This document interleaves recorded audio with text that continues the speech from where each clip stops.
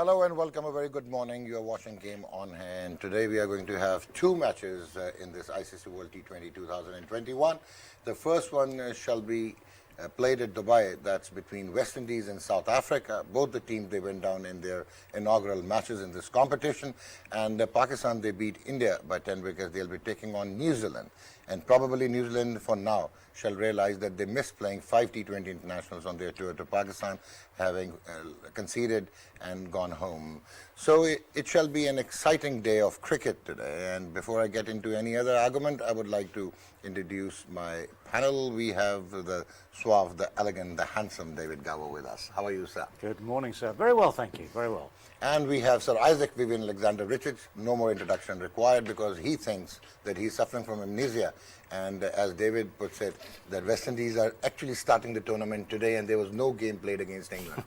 Am I right, sir? I can't remember that. I can't remember that. Okay. So we heard that your highest scorer was Chris Gale, 13 in 13 deliveries with 3 fours. And he's likely to be dropped today and Roston Chase may well replace him.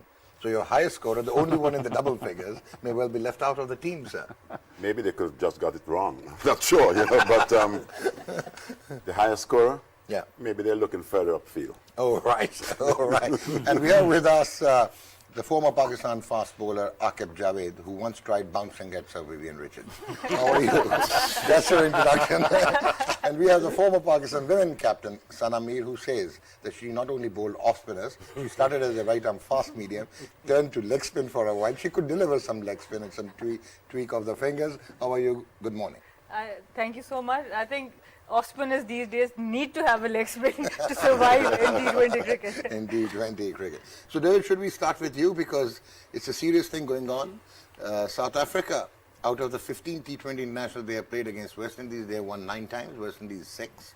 And in the World Cups they have played only twice, and they have won twice and lost 1. So this is the start. And South Africa lost their game against Australia. West Indies never played against England. So how would you like to... Well, in England, in football, we have something called the pools panel. All right. So when the game is not played, people sit around like this deciding who would have won that game had it been played. So I'm going to tell you that the result that would have happened the other day is that England would have won. Yeah. So they have the point. So, but you're right. In effect, both these teams are starting the campaign today because having lost their first games, they need to get a win on the board quickly. The South African game was with respect, which means, of course, that's one of those phrases that means with very little respect, but with respect, the South African game was much tighter, much closer. So they know that they're competitive, and they know that, for instance, in fact, both teams know that their batsmen could have done better on the day, and it's just a question now of degree. So, yeah, both teams need the win. Both teams wants to get their campaign up and running with a win. They'd have looked at their own performances over the last few days.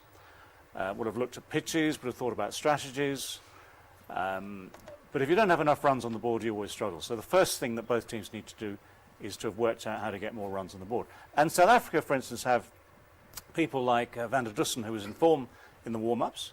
He went from scoring 100 in the warm-ups to 2, I think, in the game itself the other day. Yeah. So he knows that actually, as one individual knows he's got some form behind him, and today is a fresh day. It's a different pitch. They're playing in Dubai this time, so it could be a different game, different result, different performance. All right. Sir, now taking on West Indies, South Africa is contemplating to make a couple of changes. Instead of having Henrik Klaassen, they may well bring in Reza Hendricks, and they may move, as David said, Aiden Markram up the order. And they want to have Lungi and Giri replacing Dwayne Pretorius. So this means they are actually working on the board and they are quite serious taking on the West Indies. So how do you see this match coming through? Because recently South Africa beat West Indies in West Indies in the T20 International Series. So will it have any weight? I'm not worried about the South Africans and who they pick. All right. I'm basically worried about the team that I played for. At some right, point. Right. I'm basically worried at the fact that they haven't won a match as yet. Both teams basically going to start from scratch. Yeah. And this particular match today is going to be very crucial. It depends on who wins this match. Certainly is going to have a better chance moving forward. So I guess West Indies ain't in the best of form at present because one got to look back at the warm-up matches they would have played. The first, I think, They played against Afghanistan. Afghanistan. They played Afghanistan, and I think they played Pakistan. Yeah. Pakistan also. Just narrowly lost out to England. So there's lots to play for. And you hear about maybe the makeup of the West Indies team and who needs to be in and who needs to be out. Regardless of who represents West Indies today, no more than a win. That's going to be the most crucial. All right. Getting a win, and regardless, don't care how, a win on the board to just create some confidence moving forward. But do you really think that West Indies, they missed the trick leaving out their Hayden Walsh Jr. and having only one recognized spinner? Even Roston was not the part of the lineup. And as we saw in the match between India and Pakistan, that spinners had a major role to play, even in the South Africa-Australia game. So you think that Obed McCoy or any one of them, Ravi Rampal, they may well have to be rested and they can have two spinners? Certainly they're going to have a long look, because one of the things that was quite worrying for me, and I guess a lot of questions would be asked in the region, West Indian region as such, you had someone like maybe Aaqib Hussain, who came in, did reasonably well, took two magnificent catches. You cannot fault him for having a good day because he was picked. But when you are a member of the reserves and then all of a sudden you're elevated to the 15, it does it, and Then to the also final to the 11. final 11. It does suggest that I'm not quite sure what's the reasoning behind that. But let's look at the team today and see what they put out. And when I see the team today, it will give me some sort of indication whether there's some hope or not. All right, all right. So, Aaqib, now West Indies, obviously we have all loved watching West Indies cricket. We have grown up amidst these superstars whacking the fastest bowlers in the world, and they had their aura, they had their impact. But then it started to slither down, and virtually it has ended up in oblivion. So you have... do you have any hope that they can really turn it around in this World Cup? Because they are the defending champions. They won it twice. Depends on the conditions, the pitches. This team has a lot of hitting power, but they need smooth surface. Yeah. Smooth surface here or smooth surface here? Especially here. Yeah. Because they won in last time in India. But they're playing in Dubai, so it's unlikely to And get a Indian belter. pitches are paradise. They won in Sri Lanka in 2012. Yeah, Sri Lanka is also good pitches. Yeah. But in UAE, it's testing. When you go to Sharjah, a lot of spin and low bounce. The other day we saw some seam bowling, some gripping through. So when it comes to a pitches, sloppy, not Low and slow. low, slow, not skidding through, So then all it- the big hitters always will have problem. So then this means that about 7 of them will be having Okay. problems on the West No, Indies lineup. but I hope when you started with soft, little bit grass on it, and with the passage of time, every day when you roll, cut grass, the pitches will getting better and better. Right. I hope to see a good cricketing pitch, T20 pitch, Yeah. where you could slightly shine on it, skidding through. If the pitch is smooth, then West Indies have definitely a chance. A better chance. Yes. Well, But I'm worried about their bowling more than their batting. But Tabriz Shamsi, then Keshav Miraj, then you have Onrak Nokia, Kagiso Rabada, and Lungi and Giri likely to come in. So I think look, the they are two- not the bowlers you can No, smack them Shamsi is a bowler who can, with their nemesis. and Nokia. Yeah. Other can be managed, Yeah. but it depending on the Kagiso pitch Rabada. quality. Kagiso Rabada. He's all right. He's not that threat. Not that big a threat. Yeah, Okay. because when he bowls a good 2 new ball overs, and then in the end is not as much a threat than Nokia. Okay. Nokia is better death bowler than Rabada. Okay. I hope you tend to agree, David. I tend. You tend. No, indeed, it's fair enough. Yes, absolutely. I mean, Rabada's obviously a very fine bowler, and at all levels, so test matches, ODIs, T20s, he has a role to play, very much so.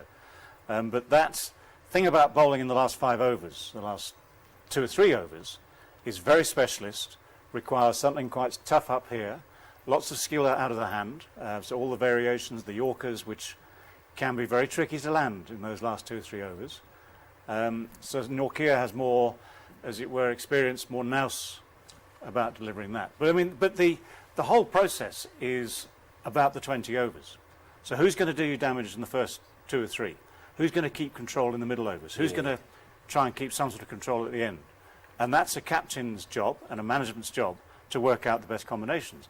But from what you're saying about the possible changes, it looks as though South Africa might well have strengthened their attack by the time you see this game start today. All right. I mean, Ngidi is a useful performer. I mean, Pretorius is, again, a good performer, but in Aaqib's terms, you're not going to threaten. You know, he's going to do you a job, but you're not going to worry. If you're looking as an opposition batsman, you think, well, yeah, he can go over there bits and somewhere. pieces, he can go.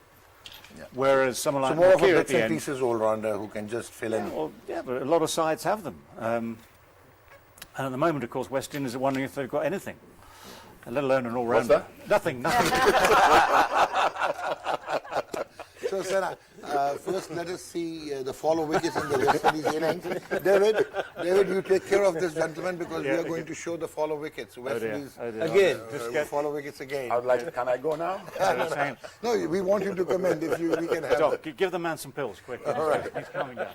Yeah. So this is the first one. I mean, the thing about West Indies batting the other day, there was intent, Devon Lewis, but yeah. poorly judged intent. Pretty That's good a great catch, catch. yeah. I mean, this is, Moeen having Ali. said that, he nearly gets away with this. Evan Lewis, he's a couple of inches away from hitting it far enough to get away with this. But this is a fabulous catch from Moeen Ali. Made it. Actually, he just stuck his hands out, he says. But And that's like rush of blood, Well- adrenaline pump. it's ill-judged. Yeah, it's all very well having, again, intent is one thing, but you've got to judge where you're trying to hit it. And Obviously, he chose the longest part of the boundary. Yeah. His uncle must not be a happy man. That was a little bit too greedy for me from Hetmeyer. Yeah, He would have Shimon just Hutman. fetched him 2 times. Then all of a sudden, I think he was forcing that particular shot. And he's a pretty decent batsman. He can bat Yeah, he can. when he puts his mind to it. Yeah. Oh, I don't want to comment.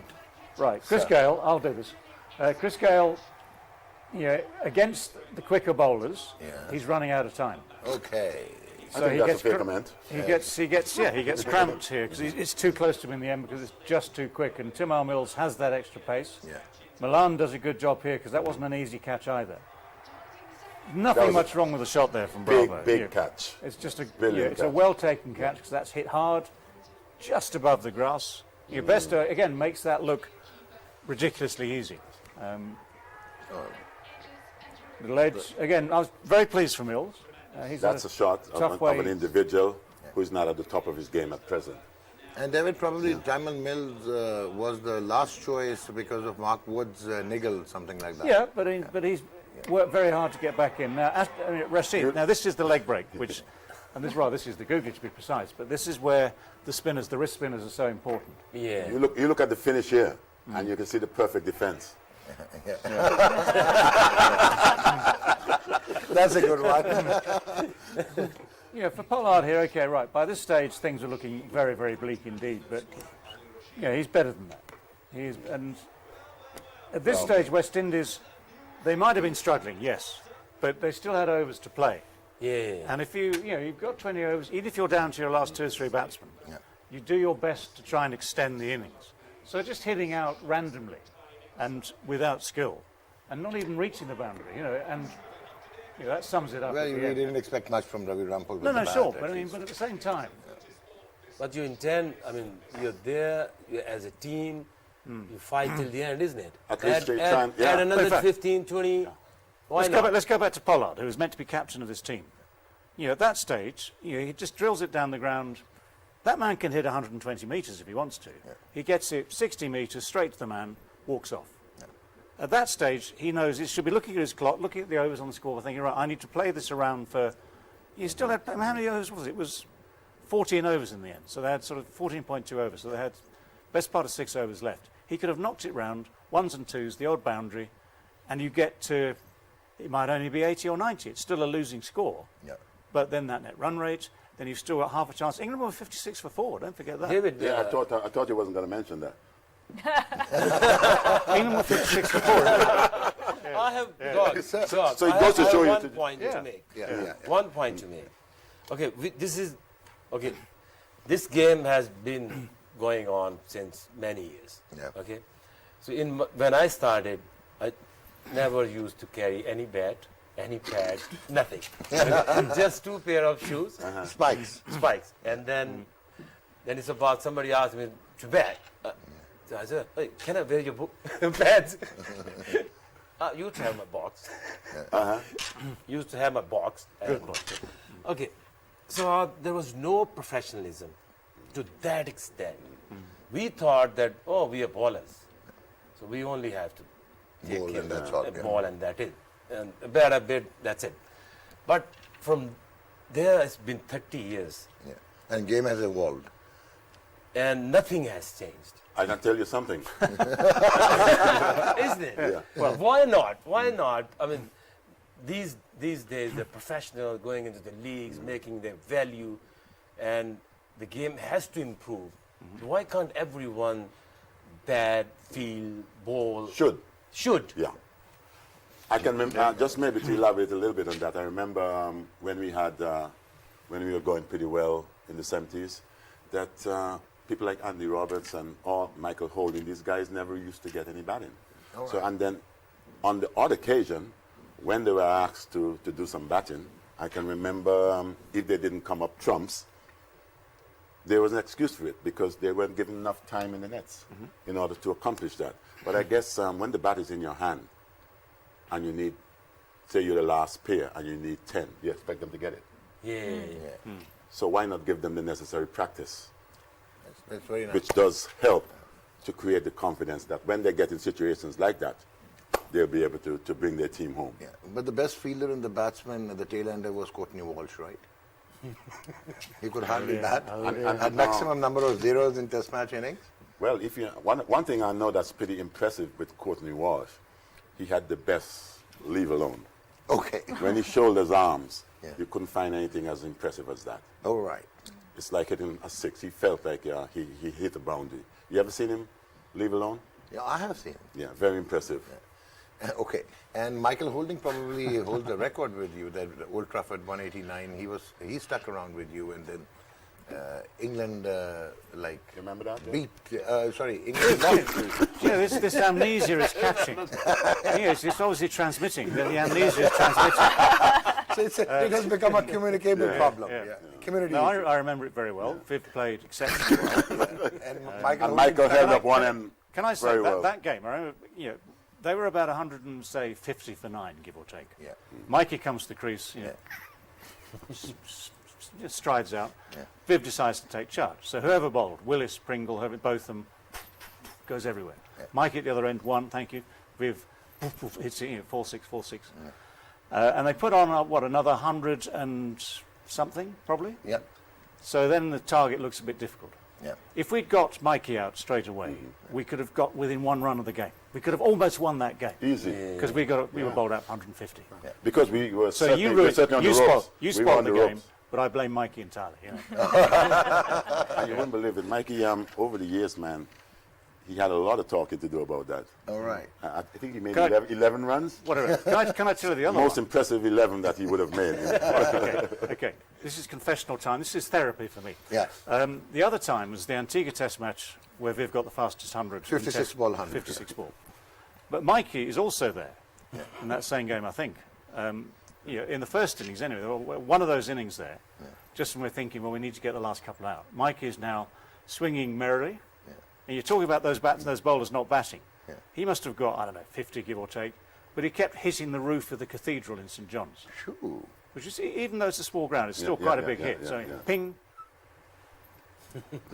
So I needed 11 fielders on the field, and I needed the Archbishop of St John's to be on top of that roof. So, Sana, it's your turn to discuss the West Indies team. Oh, my You have any hope? Yeah, I think On first- paper, it looks very formidable. Firstly, I would just touch upon what everyone is saying. I think three teams come to mind: Australia, England, and India, Yeah. who have a lot of deep batting. And what I've seen in their structures is that all the 11 players, when they go back into their state level, county level, they bat in the top 4 or top 5. Yeah. And I think if we can do that, if we have a plan for any team, that this is the next 20 players for the next 2 years or whatever, and then make them, help them in the top 5 or 6 players. At the moment in T20 cricket, if you don't have all three skills, the team is going to struggle and you are going to struggle. So I think I've seen that in three structures, and that's why we see these teams coming up a lot consistently in T20 cricket. As far as West Indies is concerned, I think it's going to be a very, very important, as everyone said, match for both these teams, because they don't have a Scotland or Namibia, with all due respect, to get their run rates up after this game.